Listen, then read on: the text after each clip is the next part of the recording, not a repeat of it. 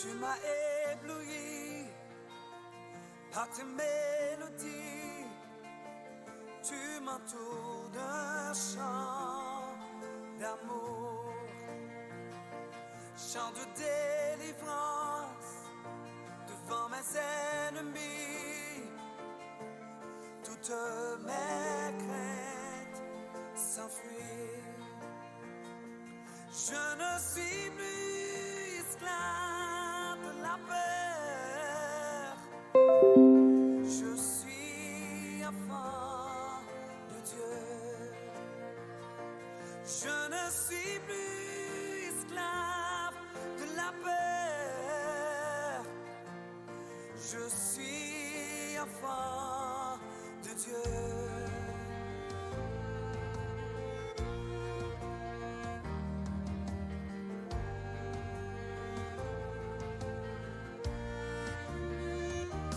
Avant ma naissance, tu m'avais choisi, appelé par mon nom. Tu m'as adopté, je suis de ta famille. Ton sang coule dans mes veines. Je ne suis plus esclave de la peur. Je suis enfant de Dieu. Je ne suis plus esclave de la peur. Je suis enfant de Dieu. Je ne suis plus esclave de la peur. Je suis enfant de Dieu. Je ne suis plus esclave de la peur. Je suis enfant de Dieu. Bonjour à toutes et à tous, bienvenue pour une nouvelle vidéo intitulée Étude du livre d'Apocalypse partie 1. Je répète, étude du livre d'Apocalypse partie 1. Donc déjà merci à Franz Moïse Jr. pour sa musique Oui, nous ne sommes plus esclaves de la peur. Donc vous pouvez bien entendu retrouver ce contenu gratuitement sur YouTube. Donc nous allons aujourd'hui débuter une nouvelle série qui sera découpée en 6 vidéos de 3 à 4 chapitres de l'Apocalypse. Peut-être que cela sera découpé plus en fonction des ouvertures que l'on fera sur les passages de la Bible. Je n'ai pas pour idée de dire que les explications seront exhaustives, mais je ferai de mon mieux. Si des gens ont des sources bibliques pour me permettre d'apprendre et d'aller plus loin, je suis preneur. Et l'idée donc est de mettre des bases et d'étudier aujourd'hui le livre de l'Apocalypse. Ce ne sera donc pas une prédication comme d'habitude. Vous savez, le livre de l'Apocalypse est un livre très important qui nous fait comprendre beaucoup de choses et qui vient confirmer des prophéties de l'Ancien Testament. C'est le dernier livre de la Bible, on pourrait donc dire que c'est l'aboutissement. 66 livres sont dans la Bible, pas un de plus. Les autres épîtres dites apocryphes, je n'y crois pas du tout.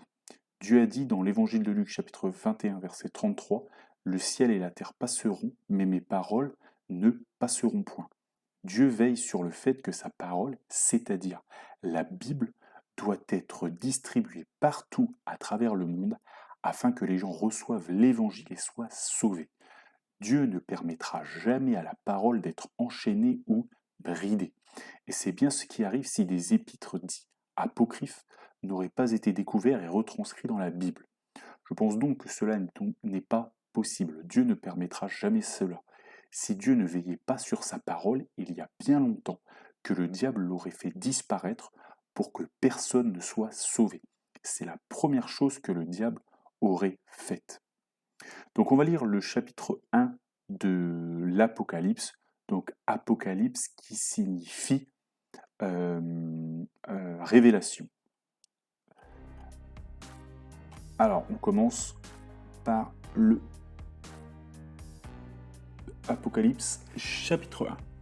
Donc révélation de Jésus-Christ que Dieu lui a donné pour montrer à ses serviteurs les choses qui doivent arriver bientôt et qu'il a fait connaître par l'envoi de son ange à son serviteur Jean, lequel a attesté la parole de Dieu et le témoignage de Jésus-Christ, tout ce qu'il a vu.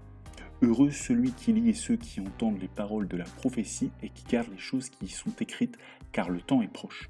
Jean aux 7 églises qui sont en Asie, que la grâce et la paix vous soient données de la part de celui qui est, qui était et qui vient, et de la part des 7 esprits qui sont devant son trône, et de la part de Jésus-Christ, le témoin fidèle, le premier-né des morts, et le prince des rois de la terre, à celui qui nous aime, qui nous a délivrés de nos péchés par son sang, et qui a fait de nous un royaume des sacrificateurs pour Dieu son Père.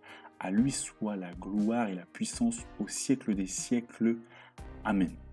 Voici, il vient avec les nuées, et tout œil le verra, même ceux qui l'ont percé, et toutes les tribus de la terre se lamenteront à cause de lui. Oui, Amen. Je suis l'alpha et l'oméga, dit le Seigneur Dieu, celui qui est, qui était et qui vient, le Tout-Puissant. On va s'arrêter ici pour le moment. Alors, le Seigneur dit donc que l'Apocalypse est venu pour attester que Jésus-Christ est le plan de Dieu pour sauver les âmes. Et ce livre est là pour montrer les choses qui doivent arriver et leur aboutissement. Jésus-Christ, notre Seigneur, par son sacrifice, nous réconcilie avec Dieu et fait de nous qui avons foi en lui des sacrificateurs de Dieu. Cela renvoie à l'Ancien Testament et à l'Ancienne Alliance. Il y avait le peuple qui le servait directement et qui était très proche de lui, et qui faisait des sacrifices pour pardonner les péchés. Le Seigneur fait de nous, qui avons foi en lui, en Jésus-Christ, des gens proches de lui et qui peuvent le servir. Merci Seigneur. Dans l'Ancien Testament, seuls les Lévites pouvaient le faire, pas tout le monde. Jean est fait, mais aujourd'hui, nous pouvons aussi le faire, nous qui avons la foi en Jésus-Christ. Alors Jean vient rappeler que le Seigneur est alpha, oméga et qu'il va régner. Amen. Je continue. Moi, Jean, votre frère, qui est part avec vous à la tribulation et au royaume et à la persévérance en Jésus, donc je reprends chapitre 1, verset 9. J'étais dans l'île appelée Patmos à cause de la parole de Dieu et du témoignage de Jésus. Je fus ravi en esprit au jour du Seigneur, et j'entendis derrière moi une voix forte comme le son d'une trompette, et qui disait, ce que tu vois, écris-le dans un livre, et envoie-le aux 7 églises, à Éphèse, à Smyrne, à Pergame, à Thyatire, à Sardes, à Philadelphie et à Laodicée. Je me retournai pour connaître quelle était la voix qui me parlait, et après m'être retourné, je vis 7 chandeliers dehors, et au milieu des 7 chandeliers, quelqu'un qui ressemblait à un fils d'homme, vêtu d'une longue robe et ayant une ceinture d'or sur la poitrine. Sa tête et ses cheveux étaient blancs comme de la laine blanche, comme de la neige. Ses yeux étaient comme une flamme de feu. Ses pieds étaient semblables à de l'airain ardent, comme s'il eût été embrasé dans une fournaise, et sa voix était comme le bruit de grandes eaux. Il avait dans sa main droite 7 étoiles, de sa bouche sortait une épée aiguë à 2 tranchants, et son visage était comme le soleil lorsqu'il brille dans sa force. Quand je le vis, je tomba à ses pieds comme mort. Il posa sur moi sa main droite en disant « Ne crains point. Je suis le premier, le dernier et le vivant. J'étais mort, et voici, je suis vivant au siècle des siècles. Je tiens les clés de la mort et du séjour des morts. Écris donc les choses que tu as vues et celles qui sont et celles qui doivent arriver après elles. Le mystère des 7 étoiles que tu as vues dans ma main droite et des 7 chandeliers d'or. Les 7 étoiles sont les anges des 7 églises et les 7 chandeliers sont les 7 églises. » Donc, Jean était sur l'île de Patmos. C'est dire, en fait, c'est l'ancienne Alcatraz, c'est-à-dire une prison romaine extrêmement cruelle où vraiment on emprisonnait des gens qui avaient fait des choses très graves. Et lui, en tout cas, était là, était détenu dans des conditions difficiles, très difficiles, parce qu'il avait foi en Jésus-Christ et parce qu'il avait, du coup, il participait à la persévérance, comme il le dit, en Jésus-Christ. Si tu es de Dieu, mon frère, ma soeur, le monde te rejettera, mais Dieu sera là pour toi. Amen. Et ici, le Seigneur Jésus-Christ, Jean avait été rejeté, Jean avait été mis au bord du monde, mais c'est lui que le Seigneur Jésus-Christ a choisi pour se révéler et pour lui expliquer, lui montrer la révélation du livre de l'Apocalypse. Oui, mon frère, ma soeur, bien que nous ayons des problèmes, Dieu sera là pour toi, Dieu sera là pour moi. Amen, comme il a été là pour l'apôtre Jean. Alors, Jean, donc Jésus-Christ parle à Jean et lui dit d'écrire aux 7 églises. Jésus va dire ce qui est bon et mauvais aux 7 églises et aux 7 anges qui veillent sur les 7 églises. Donc voilà, donc c'est ce qui va finalement introduire Apocalypse chapitre 2 et Apocalypse chapitre 3 où le Seigneur va dresser le diagnostic des églises de ce qui est bien et de ce qui n'est pas bien. Voilà. Jean décrit le Seigneur. Donc le Seigneur a un visage comme le soleil, des cheveux blancs, des yeux de feu, une langue comme une épée aiguë, des pieds comme de l'airain ardent, c'est-à-dire du bronze. L'airain, c'est du bronze ardent. Il est vêtu d'une robe blanche, et finalement cette robe blanche décrit sa sainteté. Le feu, ses yeux sont comme une flamme de feu, parce que notre Seigneur est un feu dévorant, comme le dit la Bible. Voilà, donc vraiment, ça témoigne de sa sainteté, de sa puissance. Le Seigneur dit, et vous voyez, il est dit qu'il est, et je voyais comme un fils de l'homme. Vous voyez, vraiment, ça renvoie encore à Jésus-Christ, parce que Jésus-Christ lui-même disait, je suis fils de l'homme. Et un jour, bien sûr, il a révélé à ses apôtres qu'il était Dieu. Amen. Donc le Seigneur dit, je suis mort, mais je suis vivant. Vous voyez, c'est vraiment Jésus-Christ, il a été à la croix, il est mort, mais il est ressuscité, il a vaincu la mort. Et il dit qu'il tient les clés de la mort et du séjour des morts. Donc ça montre bien que c'est bien sûr le Seigneur. Jésus-Christ, c'est Dieu qui domine la mort parce qu'il est la vie, parce que Jésus-Christ l'a dit dans l'évangile de Jean, chapitre 14, verset 6, il a dit « Je suis le chemin, la vérité et la vie ». La vie gagnera toujours contre la mort. Et le Seigneur Jésus-Christ, bien qu'il soit mort, il a vécu. Donc, à tous ceux qui ont la foi en Jésus-Christ, la vie triomphera de la mort. Amen. Et il dit qu'il a les clés, enfin qu'il il a aussi le séjour des morts. Donc vraiment, c'est lui qui domine la mort et l'enfer. Amen. Donc le Seigneur dit « Je suis mort, mais je suis vivant ». Et il demande donc à Jean d'écrire aux églises de Dieu pour les juger. Donc nous en arrivons donc au chapitre 2. Donc du coup on va le lire au fur et à mesure pour chaque église. Donc écrit à l'ange de l'église d'Éphèse. Voici ce qui dit celui qui tient les 7 étoiles dans sa main droite, celui qui marche au milieu des 7 chandeliers d'or. Je connais tes œuvres, ton travail et ta persévérance. Je sais que tu ne peux supporter les méchants, que tu as éprouvé ceux qui se disent apôtres et qui ne le sont pas, et que tu les as trouvés menteurs. Que tu as de la persévérance, que tu as souffert à cause de mon nom, et que tu ne t'es point lassé. Mais ce que j'ai contre toi, c'est que tu as abandonné ton premier amour. Souviens-toi donc d'où tu es tombé, repens-toi et pratique tes premières œuvres, sinon je viendrai à toi et j'ôterai ton chandelier de sa place, à moins que tu ne te repentes. Tu as pourtant ceci, c'est que tu es les œuvres des Nicolaïtes, œuvres que je hais aussi. Que celui qui a des oreilles entende ce que l'Esprit dit aux églises, à celui qui vaincra, je donnerai à manger de l'arbre de vie qui est dans le paradis de Dieu. Donc nous nous arrêterons ici, nous reprendrons après Apocalypse 2, chapitre 8. Alors, Éphèse, donc le Seigneur l'a dit que c'est une église qui fait des œuvres, qui est persévérante, qui travaille, qui éprouve les gens, les apôtres, et qu'elle a souffert à cause de son nom, mais l'église a continué, elle a gardé la foi en lui. Voilà, donc tout ça c'est très bien, mais le Seigneur a quelque chose contre elle. Cette église, elle a abandonné son premier amour. Elle n'est plus aussi bouillante qu'avant et Dieu lui demande de faire mieux, donc elle demande de se repentir. Frère, ma soeur, le Seigneur l'a bien dit, tu aimeras le Seigneur ton Dieu de tout ton cœur, de toute ton âme, de toute ta force et de toute ta pensée. Donc il faut vraiment garder cet esprit bien disposé et bouillant. C'est un message qui nous parle à nous qui sommes chrétiens. Après des années, il faut garder la même vaillance et la même force dans le Seigneur. Demande l'aide à Dieu et il nous aidera. Il te revivira. L'apôtre Pierre disait qu'il faut chanter les louanges, prier Dieu afin d'être renouvelé. Mon frère, ma soeur, toi qui es ici, toi qui commences à te refroidir, à te tiédir, demande l'aide du Seigneur, lis la parole de Dieu et il te fortifiera. Amen. Donc, le Seigneur donc, finit par parler à cette église finalement en parlant à chaque fois d'une bénédiction. À chaque fois qu'il parle à une église, à la fin, il va dire les bénédictions pour ceux qui vont suivre ses commandements, qui auront foi en lui, qui vont vraiment être des chrétiens bouillants. Il dit donc à celui qui vaincra, donc vaincre, c'est garder la foi en Jésus-Christ, parce que l'apôtre Paul le disait, j'ai combattu le bon combat, j'ai gardé la foi en Jésus-Christ. Ceux qui gardent la foi jusqu'au bout, c'est ceux qui ont vaincu. Et l'épître Jacques le dit aussi, qui est celui qui a vaincu le monde, sinon celui qui a gardé la foi. Hein, donc le Seigneur dit, je donnerai à manger de l'arbre de vie à celui qui vaincra, donc qui gardera la foi en Jésus-Christ. J'aimerais dire qu'ici, la boucle est bouclée. Je répète, la boucle est bouclée.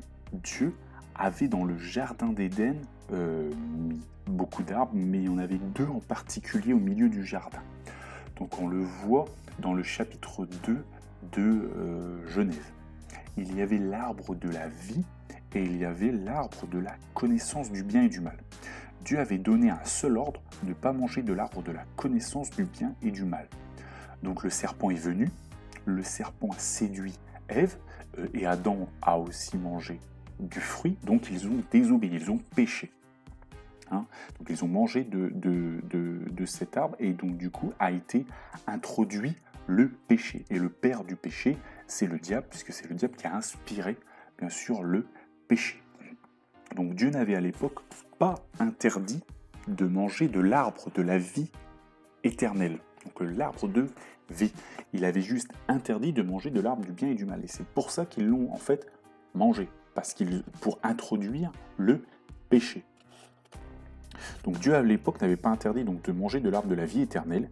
Et ici, Dieu viendra donner du fruit de l'arbre de la vie à ceux qui vaincront.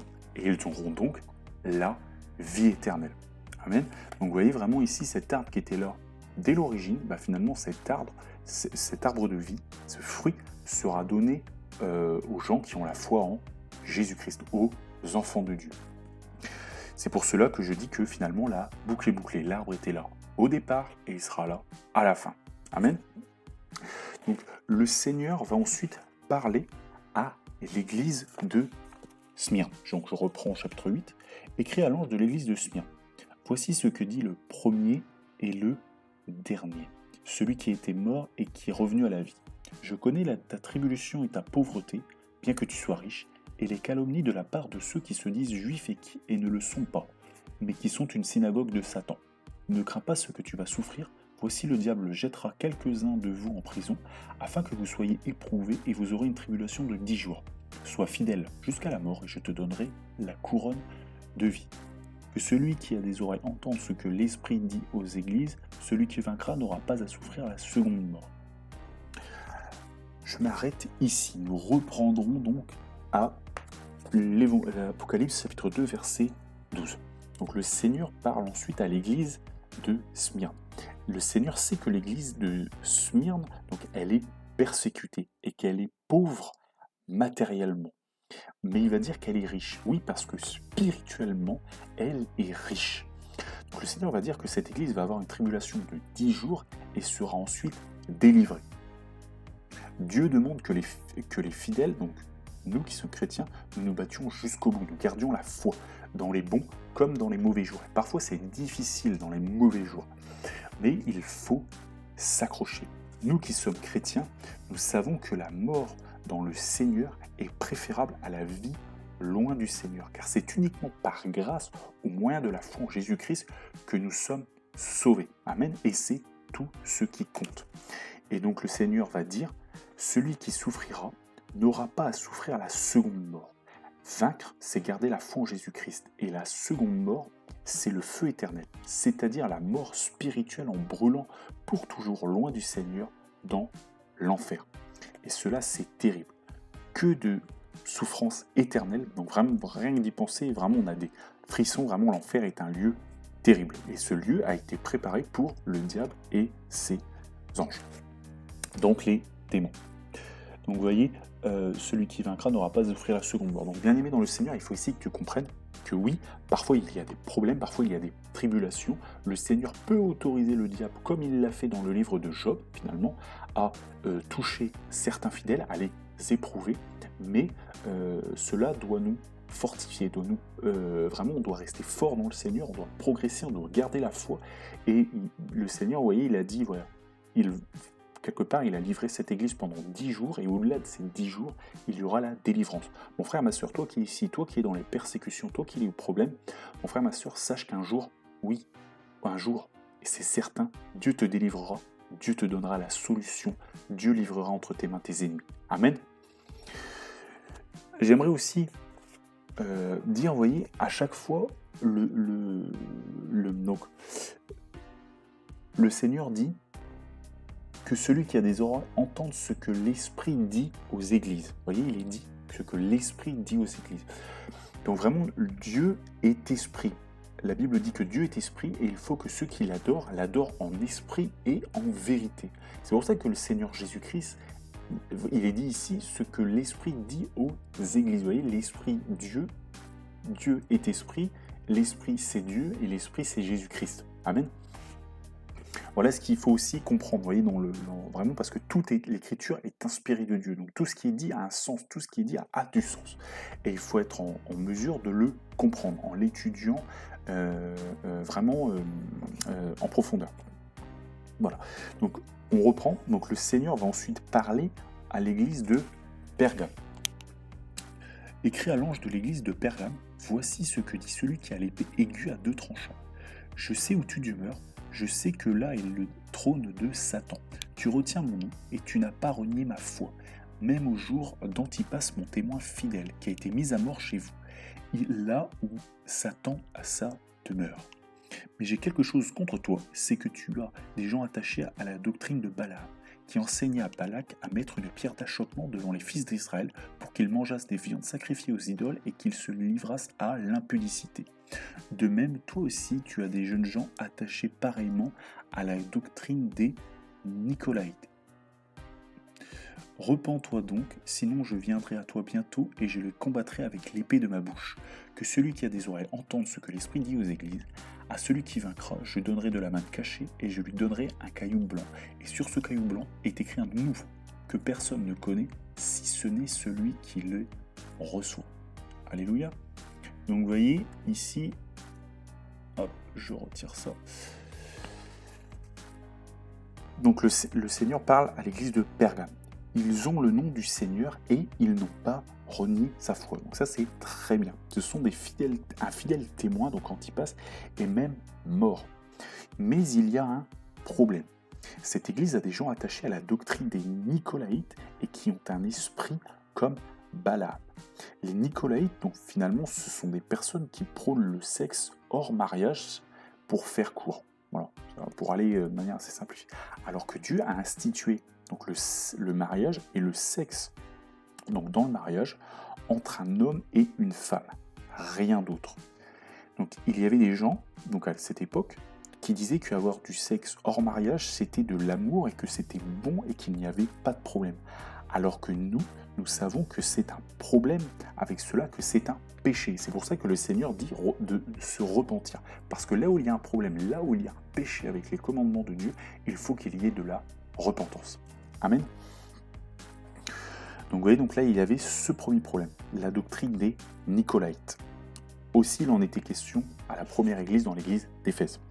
Alors, je reprends. Il y avait aussi l'esprit de Balaam. Donc concernant l'esprit de Balaam, cela renvoie à l'Ancien Testament, au prophète Démon à qui l'âne a parlé, parce qu'il y avait un ange, donc vraiment qui allait le frapper parce qu'il avait désobéi à Dieu et Balaam avait été vers Balak, alors que Dieu lui avait dit de ne pas y aller. Balaam a continué à demander, Dieu lui a dit vas-y, et il s'est levé promptement, Dieu était en colère. Et donc il avait envoyé son ange pour le frapper, et donc finalement Dieu a fait parler l'âne pour que l'âne le fasse arrêter pour qu'il ne soit pas frappé par l'ange. Alors, et cet homme Balaam, donc il a fait pécher Israël, donc avec le sexe hors mariage, et avec les viandes sacrifiées aux idoles. Donc, vous voyez, c'est vraiment, cet homme avait dit à Balak que pour que le peuple d'Israël soit touché, pour que Dieu se mette en colère envers son peuple, il fallait qu'il pêche. Et pour le faire pécher, donc il a dit à Balak, envoie tes filles, les filles de ton peuple, qui couchent avec les enfants d'Israël, donc qui fassent de l'impudicité, c'est-à-dire du sexe hors mariage, et qu'en plus, ils mangent des viandes sacrifiées aux idoles. Donc voilà, et c'est pour ça que le Seigneur vraiment s'est mis en colère, etc. Donc voilà. Donc oui, bien sûr, Dieu n'aime pas le péché, Dieu est un feu dévorant et Dieu châtie ceux qui pêchent. Voilà. Dieu est Dieu, donc il faut l'adorer lui seul. Dieu demande à tous ses croyants de se repentir et de revenir finalement à leur bon sens et d'obéir à ses commandements. Amen. Donc, et finalement, le Seigneur dira à celui qui vaincra, Dieu donnera de la manne cachée et un caillou blanc avec un nom nouveau. Donc oui, la manne cachée, finalement, bien sûr, la manne, ça renvoie à la manne qui était donnée dans le désert au peuple d'Israël pendant les 40 années de l'Exode, où le Seigneur a nourri le peuple en leur donnant chaque jour la manne cachée, puis des cailles. Voilà. Et d'ailleurs, il y a eu de la manne cachée avec la verge d'Aaron qui a été mise donc dans l'arche de l'Alliance, vraiment pour symboliser que le Seigneur les nourrit. Donc vous voyez, vraiment la manne cachée, ça renvoie à d'une nourriture. Finalement, c'est cette nourriture qui a nourri le peuple. Et ici, il est plutôt question d'une nourriture spirituelle. Et le Seigneur Jésus-Christ l'a bien dit, je suis le pain de vie. Celui qui me mangera vivra par moi. Voilà ce que le Seigneur a dit. Donc on le retrouve notamment dans l'évangile de Jean. Donc voilà, nous aurons donc un caillou blanc avec un nom nouveau. Donc oui, nous aurons un nouveau nom qui sera donné par le Seigneur. Et Dieu l'avait bien dit, je fais toutes choses nouvelles. Donc nous aurons un nouveau nom et d'ailleurs même un nouveau corps. Bon. Peut-être qu'une seule personne n'aura pas un nouveau nom. C'est en tout cas ce que je pense. Je ne pense pas que Pierre aura un nouveau nom. Parce que Pierre a déjà été renommé par le Seigneur. Parce que le Seigneur lui a dit, parce que cet homme s'appelait Simon, et le Seigneur lui a dit, tu es Pierre, et sur cette pierre, je bâtirai mon église. Donc finalement, cet homme a déjà eu, je pense, son nom. Mais bon, l'avenir nous le dira. C'est pas non plus ce qu'il y a de plus important. Mais bon, voilà. Alors, ensuite, il y a donc l'église de Thyatire. Église de Thyatire.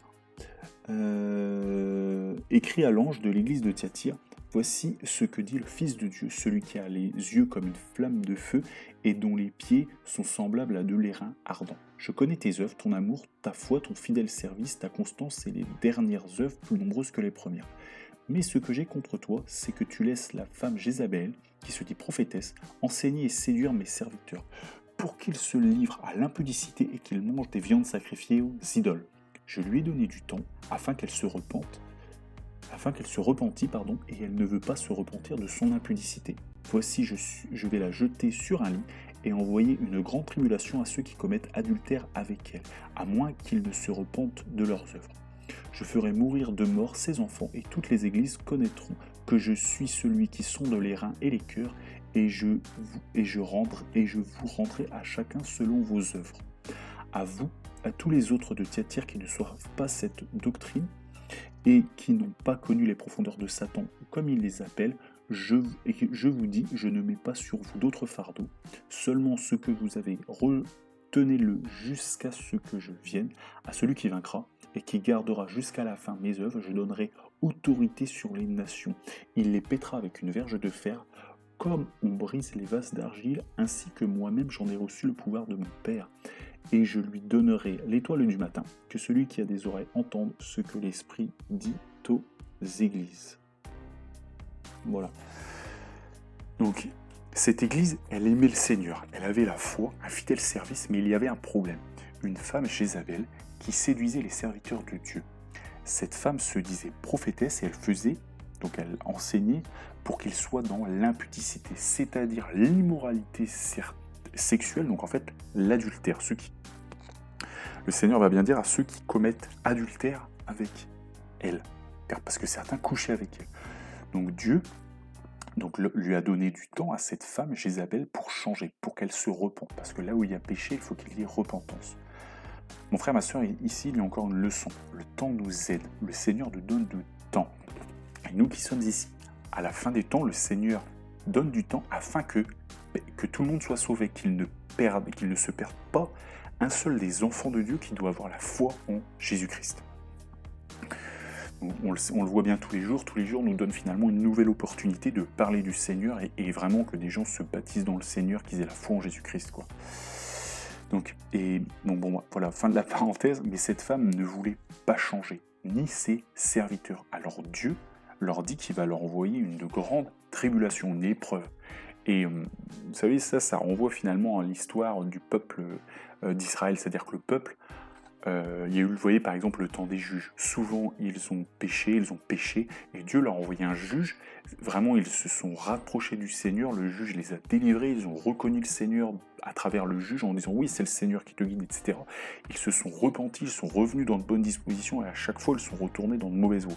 Donc finalement, encore une fois, cette tribulation, ces problèmes, c'est encore, en plus du temps qui a été donné, une nouvelle opportunité de se repentir et de revenir au Seigneur. Mon frère, ma soeur, à toi qui regardes cette vidéo, sache que Dieu est amour et Dieu t'aime. Si tu pèches, repens-toi, va vers le Seigneur, parle-lui et il te pardonnera. La Bible dit, si vos péchés sont rouges comme le cramoisi, ils deviendront blancs comme de la laine. Mon frère, ma soeur, confie-toi au Seigneur Jésus-Christ. Il est l'agneau de Dieu qui ôte le péché du monde. Il portera ton péché. Amen. Donc, voilà, je reviens à la vidéo. Donc, en plus de cela, voilà, il mangeait des viandes qui étaient sacrifiées aux idoles. Bon, écoutez, on va faire une petite ouverture sur les viandes sacrifiées aux idoles. Donc, la Bible dit, premier épître aux Corinthiens, chapitre 9, versets 8 à 12, « Ce n'est pas un aliment qui nous rapproche de Dieu. Si nous en mangeons, nous n'avons rien de plus. Si nous n'en mangeons pas, nous n'avons rien de moins. Prenez garde toutefois que votre liberté ne devienne une pierre d'achoppement pour les faibles. Car si quelqu'un te voit, toi qui as de la connaissance, assis à table dans un temple d'idole, sa conscience à lui qui est faible ne le portera-t-elle pas à manger ces viandes sacrifiées aux idoles, et ainsi le faible périra par ta connaissance, le frère pour lequel Christ est mort. En péchant de la sorte contre les frères et en blessant leur conscience faible, vous péchez contre Christ. C'est pourquoi si un aliment scandalise mon frère, je ne mangerai jamais de viande, afin de ne pas scandaliser mon frère. » Oui, parce que si nous mangeons, vous voyez, l'apôtre le dit bien, si nous mangeons une viande sacrifiée aux idoles, nous n'avons rien de plus, nous n'avons rien de moins, car nous savons que les idoles, ce n'est pas Dieu, c'est rien. Et ça, nous le savons. Mais ceux qui sont là, qui nous regardent, et ceux qui sont faibles dans la foi, eux, ça peut être pour eux une occasion de chute. Donc c'est pour ça qu'il ne faut pas le faire. Et c'est pour ça que le Seigneur demande de ne pas le faire. Voilà. Donc, le Seigneur finit encore une fois par une bénédiction, du cas, en disant « À celui qui vaincra, il paîtra les nations et il nous donnera l'étoile du matin. » Donc le Seigneur dit bien, Dieu dit bien, qu'il a reçu autorité de Dieu, le Père, que toute chose lui a été donnée.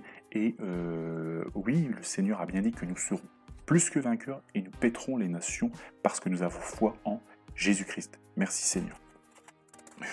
Donc, nous en arrivons au chapitre 3 de l'Apocalypse et nous en terminerons finalement par ce chapitre parce que la vidéo est déjà très très longue. Alors, donc encore une fois, nous allons le faire au fur et à mesure pour chaque église. Donc, nous allons commencer par l'église de Sardes. Écrit à l'ange de l'église de Sardes, voici ce qui dit celui qui a les 7 esprits de Dieu et les 7 étoiles. Je connais tes œuvres, je sais que tu passes pour être vivant et tu es mort. Sois vigilant et affermis le reste qui est près de mourir, car je n'ai pas trouvé tes œuvres parfaites devant mon Dieu. Rappelle-toi donc comment tu as reçu et entendu, et garde et repens-toi. Si tu ne veilles pas, je viendrai comme un voleur, et tu ne sauras pas à quelle heure je viendrai sur toi. Cependant, tu as à Sardes quelques hommes qui n'ont point souillé leurs vêtements, ils marcheront avec moi en vêtements blancs, parce qu'ils en sont dignes. Celui qui vaincra sera revêtu ainsi de vêtements blancs. Je n'effacerai point son nom du livre de vie, et je confesserai son nom devant mon Père et devant les anges.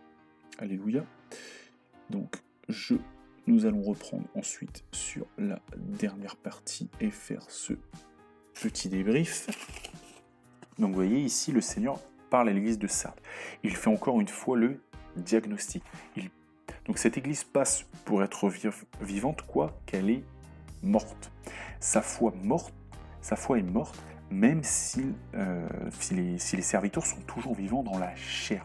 Bon, il est encore dit que certains quand même ont gardé la foi. Mais Dieu leur dit de se rappeler comment ils ont entendu et reçu.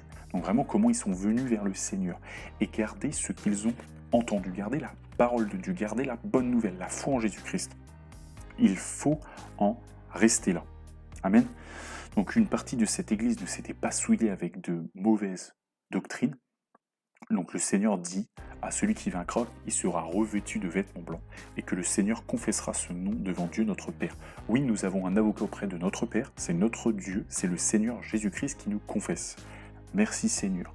Et le Seigneur, bien sûr, nous revêtera de vêtements blancs. Oui, nous serons revêtus de vêtements blancs. Parce que nous serons sanctifiés par le Seigneur. Et donc, du coup, nous serons revêtus de vêtements blancs. Puisque, bien sûr, le blanc, c'est la pureté. Et le Seigneur est saint, saint, saint. Et le Seigneur, il est tellement saint, il est 3 fois saint. Et c'est pour ça que lui aussi, bien sûr, est blanc. Amen.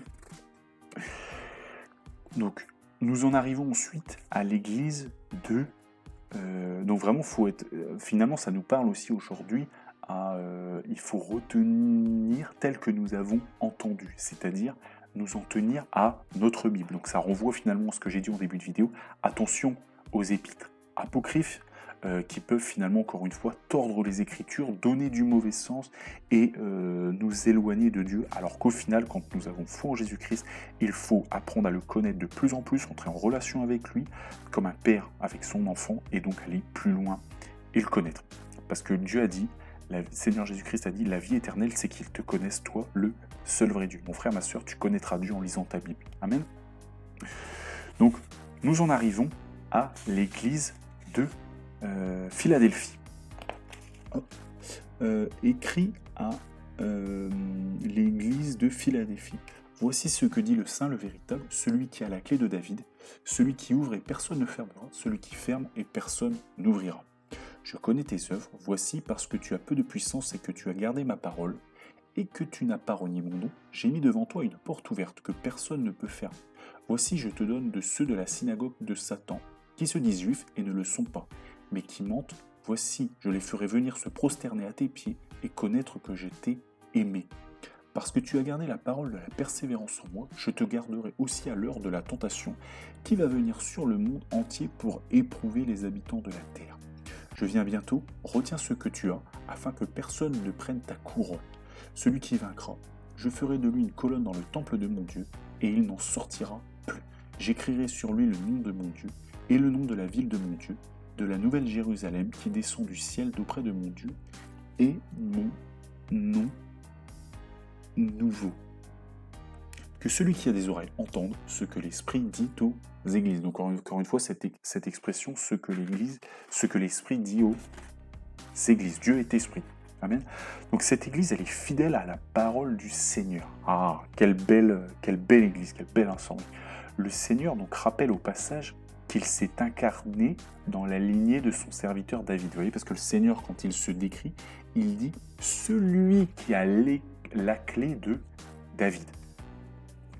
Donc là, ici, ça renvoie encore une fois à l'Ancien Testament, cette église donc, où finalement le Seigneur devait venir, devait s'incarner dans la lignée de David. Et donc du coup, il a utilisé Marie pour s'incarner. Marie a été enfantée par Dieu, par le Saint-Esprit, et Jésus-Christ est né par la suite. Amen. Donc vous voyez, encore une fois, ici, ça renvoie que David devait régner à toujours, et il devait régner à travers le Seigneur. C'était à travers lui que le Seigneur Jésus-Christ devait venir, et le Seigneur Jésus-Christ doit régner éternellement. Voilà ce que je veux dire. Donc voilà. Donc cette église, elle garde les commandements de Dieu et la foi en Jésus-Christ, bien sûr. Donc Dieu leur ouvre une porte et elle leur livre les ennemis entre leurs mains parce qu'ils ont gardé la Bible, la parole dans la persévérance. Mon frère, ma soeur, ne lâche pas. Persévère dans la foi, persévère dans la parole de Dieu, persévère à garder les commandements de Dieu et Dieu te délivrera. Amen. Donc vraiment, le Seigneur va dire, celui qui vaincra, je ferai de lui une colonne dans le temple de Dieu et il ne quittera pas le Seigneur. Donc ça renvoie finalement à le Seigneur qui nous paie. Le Seigneur sera toujours avec nous et nous serons toujours avec lui. Donc ça renvoie encore une fois une colonne dans le temple de Dieu. Le temple de Dieu, ça renvoie au premier temple, deuxième temple, et il doit venir un troisième temple. Et dans le temple, il y avait Dieu, il y avait la présence de Dieu qui était symbolisée par l'arche de l'Alliance. Et nous sommes finalement une colonne, nous serons pour toujours avec lui. Merci Seigneur. Donc encore une fois, ça c'est une image qui renvoie au fait que nous serons avec le Seigneur. Alors, nous en arrivons donc à la dernière église, à l'église de Laodicée. Donc je reprends Apocalypse 3, verset 14 à 22. Écrit à l'ange de l'église de Laodicée, voici ce que dit l'Amen, le témoin fidèle et véritable, le commencement de la création de Dieu. Je connais tes œuvres, je sais que tu n'es ni froid ni bouillant. Puisses-tu être froid ou bouillant? Ainsi, parce que tu es tiède et que tu n'es ni froid ni bouillant, je te vomirai de ma bouche. Parce que tu dis, je suis riche, je me suis enrichi et je n'ai besoin de rien. Et parce que tu ne sais pas que tu es malheureux, misérable, pauvre, aveugle et nu, je te conseille d'acheter de moi de l'or éprouvé par le feu, afin que tu deviennes riche, et des vêtements blancs, afin que tu sois vêtu et que la honte de ta nudité ne paraisse point, et un collier pour oindre tes yeux, afin que tu vois. Moi je reprends et je châtie tous ceux que j'aime, et donc du zèle et repens-toi. Voici, je me tiens à la porte et je frappe. Si quelqu'un entend ma voix et ouvre la porte, j'entrerai chez lui, je souperai avec lui et lui avec moi. Celui qui vaincra, je le ferai asseoir avec moi sur mon trône, comme moi j'ai vaincu et me suis assis avec mon Père sur son trône. Que celui qui a des oreilles entende ce que l'Esprit dit aux églises. Donc, le Seigneur va finalement parler à la dernière église qui est l'église de Laodicée. Alors, Jésus-Christ rappelle donc qu'il était là à la création car il est Dieu. Donc le Seigneur Jésus-Christ l'avait bien dit, en vérité, je vous l'ai dit, avant qu'Abraham fût, je suis. Oui, il était là. Amen. Donc il est Alpha Oméga, donc c'est-à-dire il était là depuis le commencement parce qu'il est Dieu. Et il sera là jusqu'à la fin parce qu'il est Dieu. Donc il va ensuite juger l'Église. Cette Église, elle était tiède.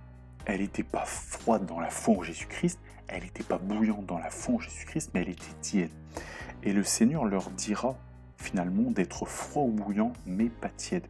Tiède, c'est pas la foi, c'est avoir de temps en temps la foi. C'est un peu la foi et pas la foi.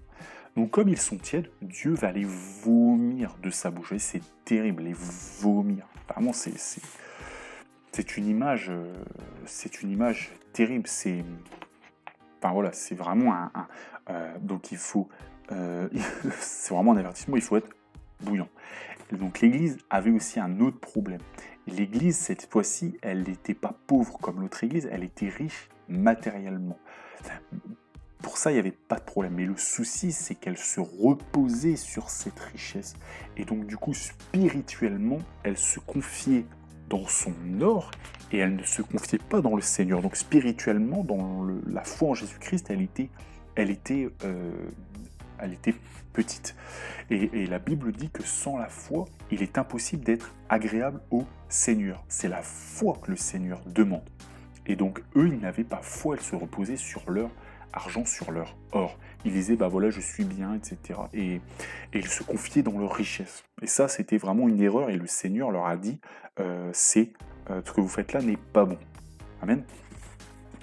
Donc, mais finalement, ce n'est pas si étonnant parce que le Seigneur l'avait bien dit. Comme il est difficile à ceux qui se confient dans les richesses d'entrer dans le royaume de Dieu. En vérité, je vous l'ai dit, il est plus facile pour un chameau de passer pardon,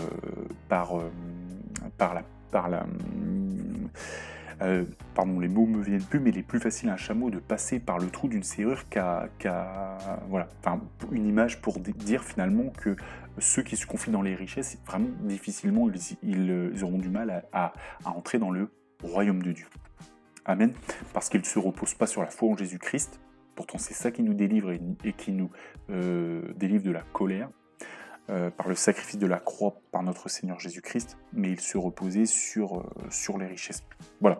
Donc, et vous savez, aujourd'hui, le monde crée beaucoup de richesses. On les extrait, etc. Donc, beaucoup de richesses, mais encore une fois, matérielles. Mais spirituellement, il est de plus en plus pauvre. Il y a de plus en plus de péchés. Vraiment, c'est tragique. Donc les gens ont de l'argent, ils se sentent bien avec cet argent, ils se reposent sur l'argent, ils ont un compte en banque, qu'ils se sentent bien.